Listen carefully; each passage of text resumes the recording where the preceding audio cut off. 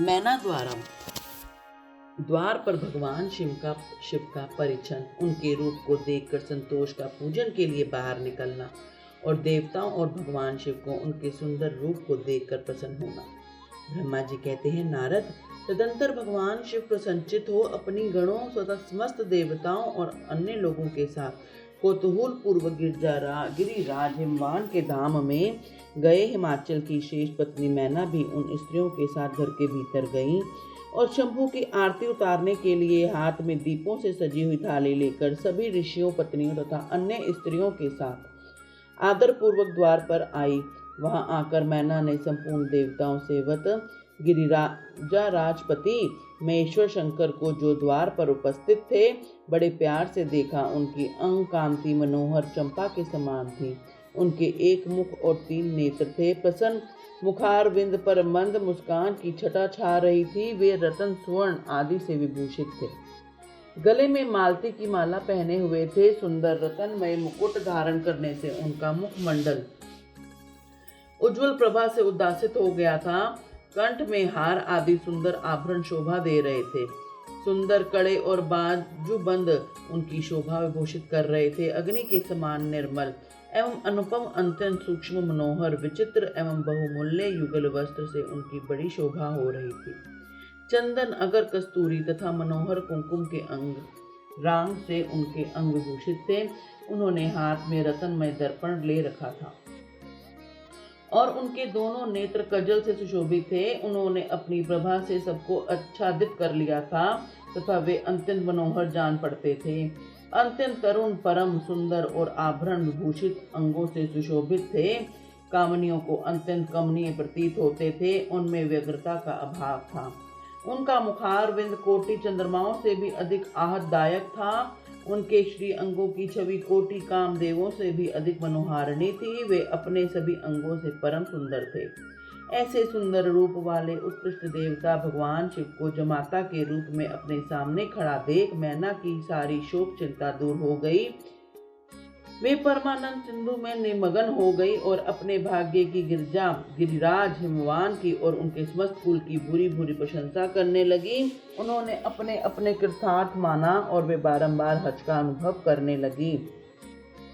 सती मैना का मुख प्रसन्नता से खिल उठा था। वे अपने दामाद की शोभा सानद अवलोकन करती हुई उनकी आरती उतारने लगी।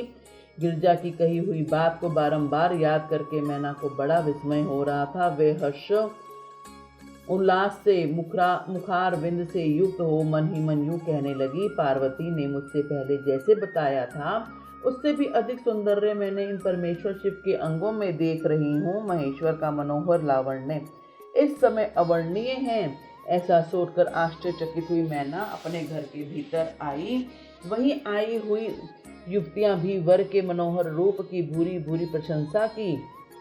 वे बोली, गिरिराज नंदिनी शिवा धन्य है। कुछ कन्याएं कहने लगी, दुर्गा तो साक्षात भगवती है। कुछ दूसरी कन्या कहने लगी।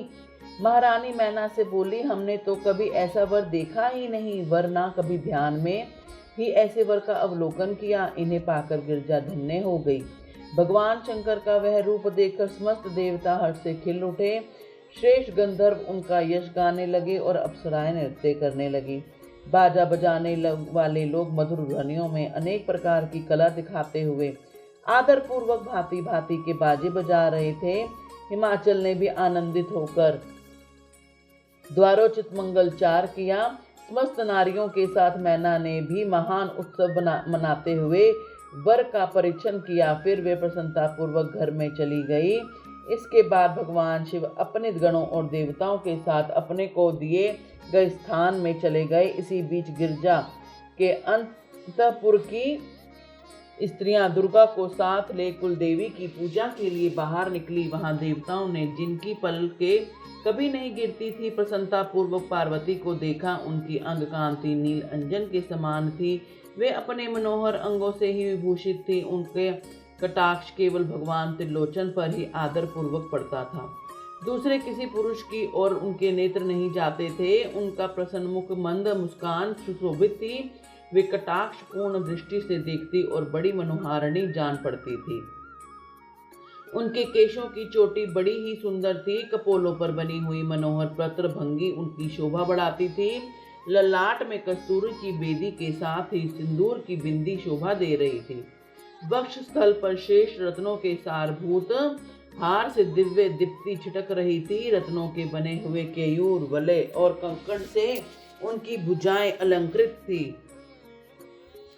उत्तम रत्नमय कुंडलों से उनके मनोहर कपोल जगमगा रहे थे। उनकी दंत पंक्ति मणियों तथा रत्नों की प्रभा को छीन लेती थी और मुख की शोभा बढ़ाती थी। मधु से पूरित अधर और ओष्ठ बिंब फल के समान लाल थे। दोनों पैरों में रत्नों की आभा से युक्त महावर शोभा देता था। उन्होंने अपने एक हाथ में रत्न जटित दर्पण ले रखा था और उनका दूसरा हाथ क्रीड़ा कमल से सुशोभित था।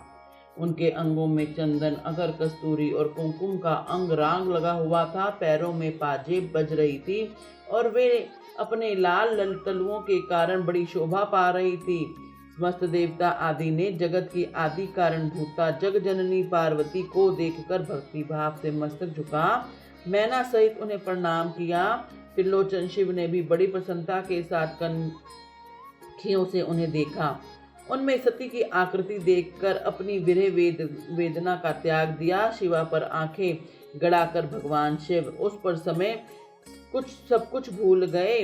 उनके सारे अंगों में रोमांच हो आया। वे हर्ष का अनुभव करते हुए गौरी की ओर देखने लगे और गौरी उनकी आंखों में समा गई थी।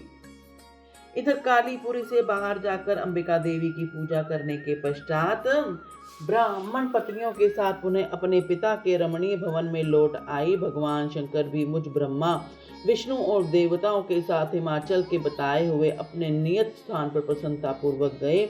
वहां गिरिराज के द्वारा नाना प्रकार की सुंदर समृद्धि से सम्मानित हुए वे सब लोग सुखपूर्वक ठहर गए और भगवान शिव की सेवा करने लगे। बोलो हर हर महादेव।